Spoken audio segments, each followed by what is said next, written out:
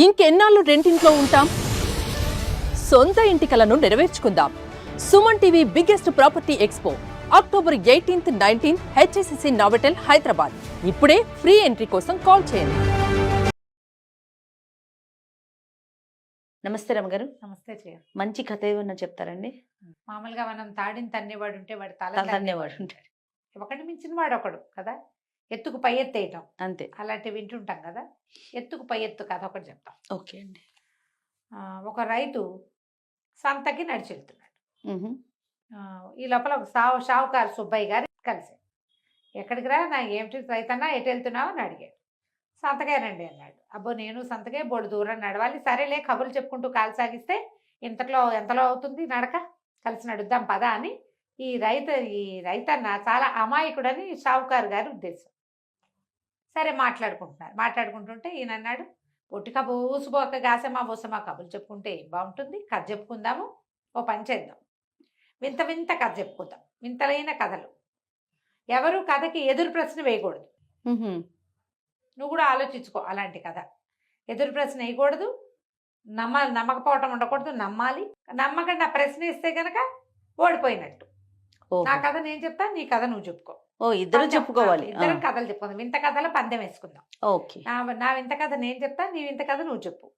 మధ్యలో ఎదురు ప్రశ్న వేయకూడదు. అలా ఎలా ఉంటుంది అనకూడదు. ఏం చెప్పినా వినాలి, పూగొట్టాలి. ఎవరు ఎదురు ప్రశ్న ఇస్తే వాళ్ళు ఓడిపోయినట్టు. బాగుంది కదా. సరే అని చెప్పు మరి కదా అన్నాడు. అనేసరికి రైతన్న అన్నాడు, పెద్దాడివి, వయసులో పెద్దవాడివి, స్థాయిలో పెద్దవాడివి, ఐడియా ఏమో నీది, నువ్వే చెప్పు సుబ్బన్న కథ అన్నాడు. షావుకారు సుబ్బయ్య గారు మొదలుపెట్టారు. నేను ఒకసారి ఇక్కడ పెద్ద ఒంటెల బిడారుని చూశాను. బిడారుని ఎట్టా చూస్తారు, వీళ్ళు ఉన్నదేమో అమలాపురం దగ్గర పల్లెటూరు. అక్కడ ఒంట్లు ఉంటాయి. అదే కదా, ఎడారి కాదు కదా. రైతన్న అబ్బా అన్నాడు. నీకు ఆశ్చర్యంగా లేదు అని అడిగాడు సుబ్బన్న. ఆశ్చర్యానికి ఏముంది, ఒంటలు ఏం ఆశ్చర్యం లేదు, చెప్పుకోను అన్నాడు రైతు. సరే పెద్ద వంటలు పెట్టారు. ఒకటి అవి ఎన్నున్నాయి లెక్క పెడతాను, 30, 40, 50 కాదు, 101 మొత్తం.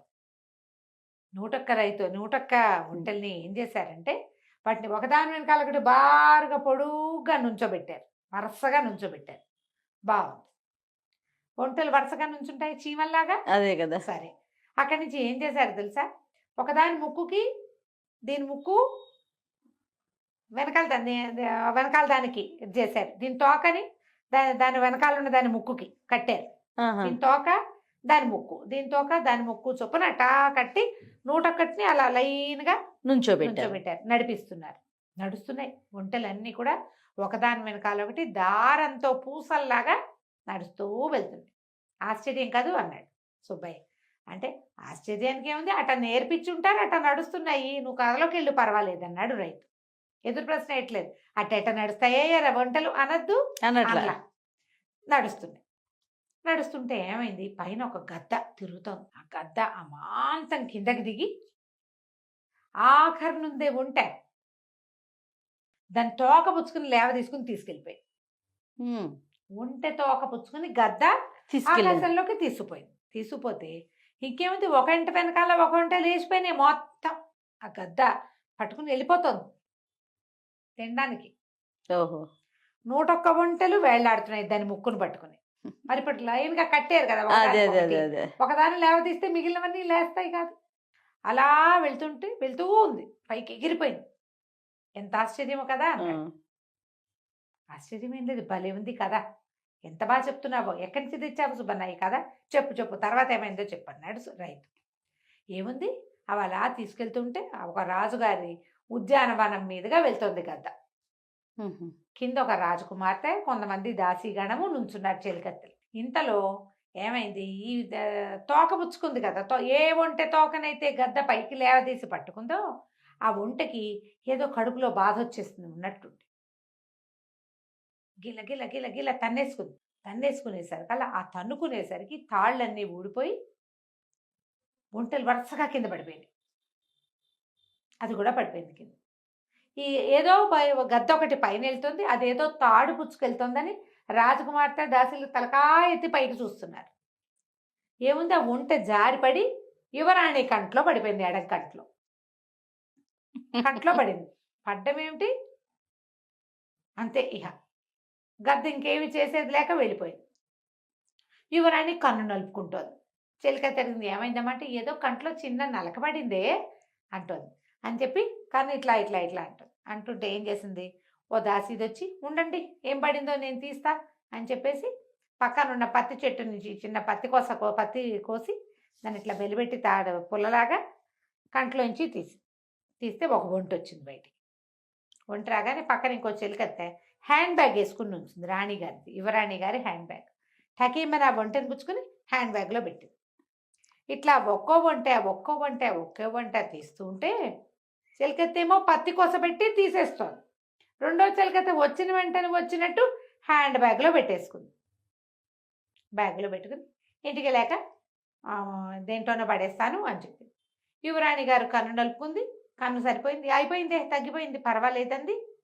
హాయిగా అందరూ కలిసి ఆటలాడుకుని ఇంటికి వెళ్ళిపోయారు. కథ కంచికి మనం ఇంటికి బాగుందే కదా, ఇందులో వింతగా లేదు అన్నాడు. ఈ రైతు అన్నాడు, వింతకేముంది, కథలు ఇట్టగే ఉంటాయి, ఎంత బాగుందో, భలే బాగా చెప్పావు. ఇప్పుడు నేను చెప్పనా ఓ కథ అన్నాడు. ఇప్పుడు వీడు ఎదురు ప్రశ్న వెయ్యలేదు కాబట్టి ఏమీ పందెం లేదు. వీళ్ళు వేసుకున్న పందెం ఏమిటి, ఎదురు ప్రశ్నించకూడదు, సాధ్యమా అని అడగకూడదు. పందెం ఓడిపోతే 1000 రూపాయలు ఇవ్వాలి. ఓహో. ఒకవేళ ఇప్పుడు ఈయన దగ్గర షావుకారు ఓడిపోయాడు అనుకో 1000 రూపాయలు. అదే రైతు ఓడిపోయాడు అనుకో, రైతు బక్కవాడు కదా, డబ్బు ఇవ్వలేడుగా, 3 ఏళ్ల పాటు ఒట్టిగా కౌలు చేసి పెట్టాలి వాళ్ళ పొలం. బాగుంది. పొలం కౌలు చేసి పెట్టాలి ఫ్రీగా. ఆయన పొలం ఈయన దున్ని పెట్టాలన్నమాట. దున్ని విత్తనాలు వేసి పండించి ఇవ్వాలి. ఇది లెక్క పెట్టుకున్నారు. అక్కడి నుంచి ఏమైంది, రైతుని చెప్పమన్నాడు కదా. రైతు అన్నాడు, మా నాన్న ఈ పరగణాలకే రాజు. ఆయన దగ్గర ఎన్ని గొడ్లు ఉండేవో, ఆవులు, గేదెలు, మేకలు, ఎడ్లు, గిత్తలు, అసలు కుక్కలు, పిల్లులు, కోళ్ళకైతే లెక్కే లేదు. అంటే వీటి నవ్వొచ్చింది షావుకారికి. మీ నాన్నకి ఎక్కడెవరా అనాలి. పళ్ళు గట్టగా గిట్టగచ్చుకున్నాడు. ఎందుకంటే ఈ చూస్తున్న రైతే పరమ పేద రైతు. వీళ్ళ నాన్న ఇంకా అతి పేద రైతు షావుకారికే తెలుసు. వీడి తాత కూడా షావుకారికి తెలుసు. ఆయన కూలి పని చేసేవాడు. వీళ్ళ నాన్న ఒక 1/2 ఎకరం సంపాదించాడు, వీడు ఒక 2 ఎకరాలు సంపాదించుకొని ఉన్నాడు. వీడికంటే వీళ్ళ నాన్న దగ్గర 100 గొడ్లు 150 కోళ్ళు ఎక్కడి నుంచి వస్తాయి, ఊరుకున్నాడు. అయితే మా నాన్న దగ్గర బోళ్ళని గుర్రాలు, గాడిదలు కూడా చాలా ఉండేవి. కంచర గాడిదలు కూడా ఉండేవి. అసలు ఆ ప్రాంతంలో గుర్రాలు లేవు, గాడిదలు లేవు. అమలాపురం పక్కన గుర్రాలు ఎక్కడివి, గాడిదలు ఎక్కడివి. అదే కంచర గాడిదలు ఉండేవి ఈ బట్టలు మోయటానికి. కంచర గాడిదలు లేవు, కథల్లో ఉంటాయి. ఊరుకున్నాడు, బిగపట్టుకున్నాడు, ఏం మాట్లాడకండి. అయితే మా నాన్న దగ్గర ఒక పొట్టి గుర్రం ఉండేది. ఎంత పొట్టిదో అది. ఆయనకి భలే ఇష్టం. దాని మీదకి గాలపింగ్ చేయించేవాడు, గుర్రాన్ని పరిగెత్తిచ్చేవాడు. అయితే ఒకనాడు గుర్రాన్ని దౌడు తీస్తుండగా ఏమొచ్చిందిట ఆయనకి. ఆయన ఎప్పుడు అదే వేసుకెళ్ళేవాడు. జీన్ చిరిగిపోయి చిరిగిన జీన్ రుద్దుకుని గుర్రానికి నడు మీద ఇంత పుండు పడింది. ఓహో. వీప్ మీద పుండు పడితే ఇక అసలు మామూలు పుండు కాదట అది. ఆ పుండున్న గుర్రాన్ని ఆయన తోలుకుని ఇంటికి వస్తుంటే పెద్ద గాలి వచ్చింది. గాలి వచ్చేసరికల్లా ఎంత దుమ్ము దూగరా వచ్చి పడ్డాయంటే, దీనికి పుండు పడింది కదా, ఎర్రగా మట్టి నెత్తురు కారుతోంది. దాని మీద మొత్తం దుమ్మంతా పట్టేసింది. ఆ దుమ్ముతో పాటు కొన్ని వడ్ల గింజలు కూడా వచ్చి దాని డొక్కలో పట్టేసాయి ఆ గుర్రానికి. వడ్ల గింజలు రక్తపు తడికి మొలకెత్తి బయరేసినాయి. ఈయన అంటున్నాడు, ఒక ఉద్రేకం వస్తుంది లోపల. సావుకారికి ఊరుకున్నాడు, మాట్లాడకండి. ఇందాక వాడు మాట్లాడలేదు కథలో వింత విషయాలకి, మనం కూడా మాట్లాడకూడదు. మాట్లాడితే ఉంది 1000 రూపాయలు ఇవ్వాలి, అందుకని మాట్లాడకండి అన్నాడు. అక్కడి నుంచి ఇంకా పండిందండి షావుకారు సుబ్బన్న పంట, మామూలుగా లేదు. గుర్రం తాలూకు డొక్క మీద పడిన అరిచేతిలో సగం అంత నెత్తురు మరక మీద ఒడ్లు పడి మొత్తం విరగబండేసింది. అదంతా ఒడ్లు పడి అవన్నీ మొక్కలు వచ్చి అవన్నీ చెట్లయ్యి వరి పంట కోసేసి అక్కడి నుంచి ఊరుమ్మడి మొత్తం అందరూ కోసిన తరగల పంట. బంగారపు రంగు కంకులు ఇంతంత గింజలుండి, ఇంత గింజలు సుబ్బన్న ఎంత పెద్దవో. మొత్తం కోసారు.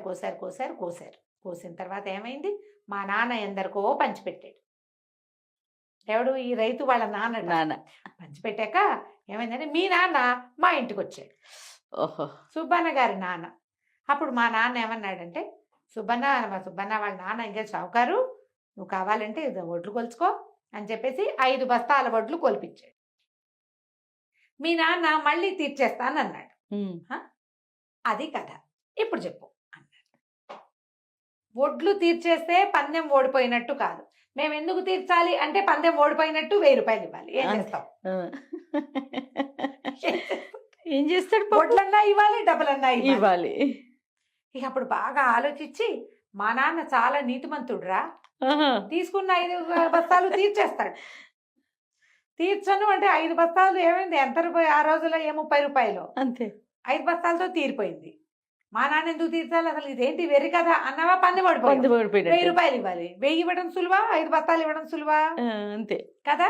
అలాగని ఇంటికి వెళ్ళాక కొలుస్తాను, పట్టుకెళ్ళు అని చెప్పేసి 5 బస్తాల వడ్లు కొలిచి బాగుంది. వాళ్ళ దగ్గర ఉన్న శ్రేష్టమైన వడ్లు వేసుకుని రైతు తర్వాత పంటలు పండించుకున్నాడు.